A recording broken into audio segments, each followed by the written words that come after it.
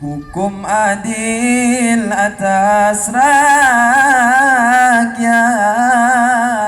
tanda raja peroleh inayat kasih. Sultan Mahmud itu membangun Pulau Penyengat ini dari awalnya sebagai benteng pertahanan dijadikan sebuah negeri. Yang pertama sekali dibangun adalah masjid pada tahun 1803, sama dengan Pulau Penyengat yang mulai dibangun. Pada tahun 1832 di zaman pemerintahan yang di Pertuan Muda Riau, Raja Abdurrahman, yaitu anak daripada Raja Japar, Pertuan Muda Riau yang ke-7, beliau menghimbau kepada para rakyat, mari kita berfisabilillah memperbesar masjid ini karena sekarang ini sudah tidak tertampung jamaah lagi. Atas seruan fisabilillah itulah sehingga masyarakat begitu antusias, mereka juga langsung tidak merenovasi atau tidak memperbesar tapi membangun lagi, membangun baru lagi. Mufakat dengan mentari seperti kabut berpagarkan nuri.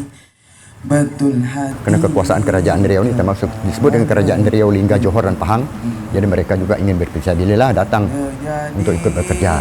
Karena tidak memungkinkan bahwa orang-orang yang jauh dari Pulau Penyengat ini datang pulang pergi gitu. Jadi mereka mengusulkan bahwa mereka akan mempersiapkan makanan untuk para pekerja itu, yaitu ikan kering, ayam, sayur mayur segala macam. Dan yang banyak sekali dikirimkan ada telur ayam. Jadi masjid yang ada ini disebut dengan masjid yang memakai putih telur ayam. Karena memakai putih telur ayam itu bukan perencanaan mereka dari awal. Karena telur ayam itu yang terlalu berlimpah-limpah. Sehingga mereka makan setiap hari dan mereka mulai memakan kuningnya, putihnya awalnya dibuang-buang gitu. Dan arsitek yang membangun masjid ini didatangkan dari Singapura, yaitu India yang Muslim. Jadi menurut pengalaman India ini, putih telur itu sangat berguna karena zaman itu orang belum mengenal semen. Sebagai pengganti semen untuk melekatkan batu-batu bata itu mereka mempergunakan bahannya pasir, kapur, tanah liat. Langsung dicampur lagi dengan putih telur. Alhamdulillah sampai hari ini, dari 1832 sampai hari ini masjid ini belum pernah direnovasi, belum terjadi renovasi lah, masih asli semua. Justru yang memakai semen yang di luar itu sudah mulai retak, sudah mulai bocor. Hormat akan orang yang pandai,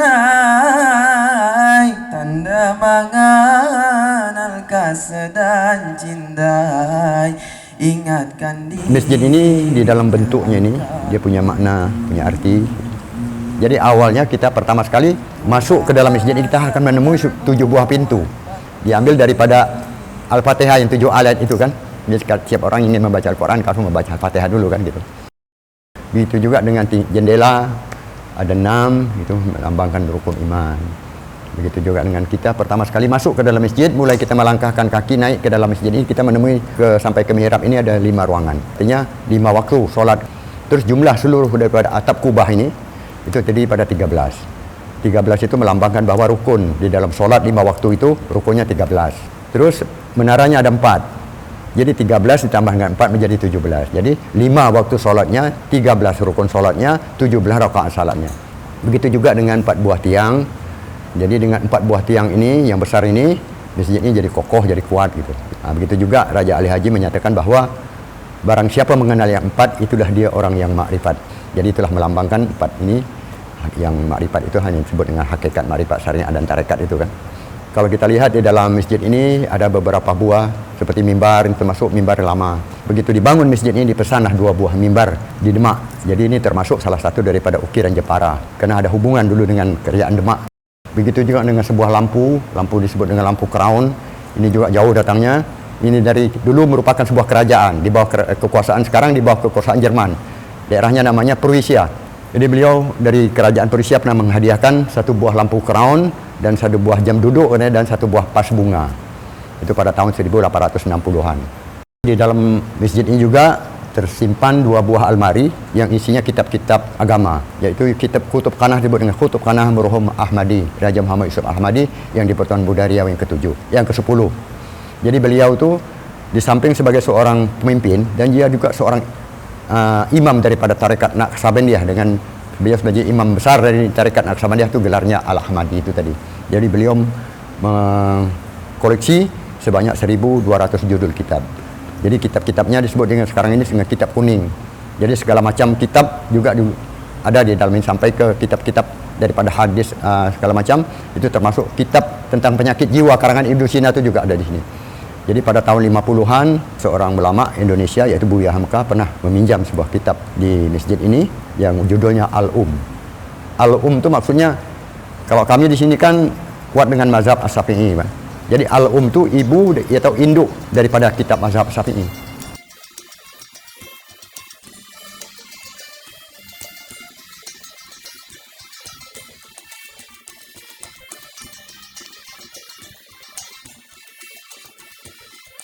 Ini sebuah Quran tulis tangan.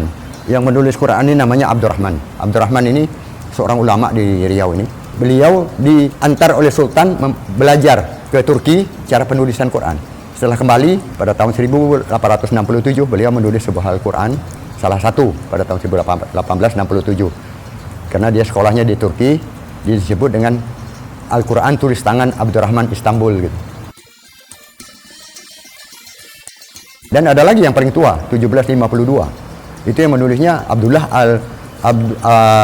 Abdullah Al-Bugisi itu 1752. Itu sekarang tak bisa dibaca lagi karena di kertasnya masih utuh, tapi di hurufnya seperti terbakar gitu, hangus. Jadi arang dia. Kami dulu di sini tidak mengenal pesantren, kami mengenal madrasah. Jadi belajarnya memang di masjid ini. Kalau dari dulu memang pendanaannya dari Sultan. Setelah merdeka itu pendanain dari Departemen Agama. Tapi sekarang ini tak ada lagi. Jadi kami juga memang agak kesulitan karena dana yang ada ke masjid ini itu semuanya datang dari pengunjung yang infak sedekah ke masjid ini. Alhamdulillah lah. Dan juga ada bantuan-bantuan secara pribadi. Karena dana yang ada pada kami bukan khusus untuk masjid saya. Kami punya 2 pendidikan agama. Satu madrasah, MDA, MDW, siang malam itu kan.